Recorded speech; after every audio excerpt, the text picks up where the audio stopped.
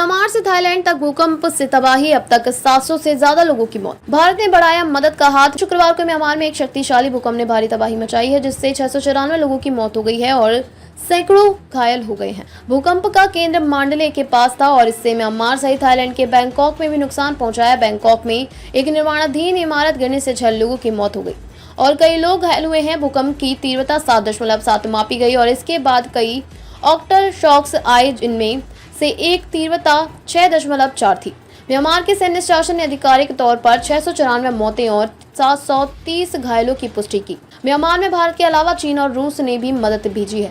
Thailand के Bangkok में एक निर्माणाधीन 33 मंजिला इमारत भूकंप के कारण ढह गई है। इमारत गिरने से आसपास के इलाके में भारी धूल और मलबा फैल गया। बैंकॉक में लोग भागते हुए दिखाई दिए और राहत कार्य जारी है। म्यांमार सरकार ने राहत प्रयासों के लिए रक्तदान की अपील की है और विदेशी मदद स्वीकार करने की बात की है। चीन और रूस ने बचाव दल भेजे हैं, जबकि संयुक्त राष्ट्र ने आपात राहत कार्यों के लिए $5 मिलियन आवंटित किए हैं। चीन के यूनान और सिचुआन प्रांतों में भी भूकंप के झटके महसूस किए गए थे। चीन के रुइली शहर में भूकंप के कारण कुछ इमारतों को नुकसान पहुंचा है और वहां के निवासी भी इसकी तीव्रता से प्रभावित हुए। अफगानिस्तान में डोली धरती। म्यांमार और थाईलैंड के अलावा शनिवार की सुबह अफगानिस्तान में भी भूकंप के झटके महसूस किए गए हैं। अफगानिस्तान में आए भूकंप की तीव्रता रिएक्टर स्केल पर 4.7 मापी गई। हालांकि अभी तक किसी तरह के नुकसान की कोई खबर सामने नहीं आई है। भारत ने म्यांमार की मदद के लिए 15 टन राहत सामग्री भेजी है। भारतीय वायुसेना का C-130J सुपर हरक्यूलिस विमान हिडन एयरफोर्स स्टेशन से राहत सामग्री लेकर म्यांमार के लिए रवाना हुआ।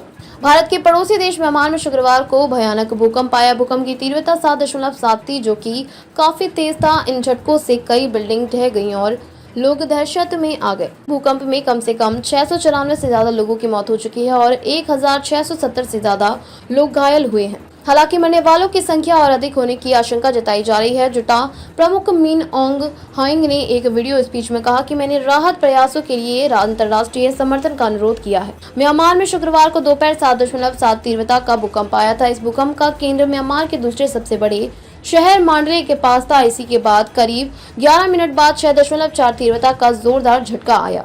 इसी के साथ अमेरिकी भूवैज्ञानिक सर्वे का अनुमान है कि मरने वालों की संख्या 1000 से अधिक हो सकती है।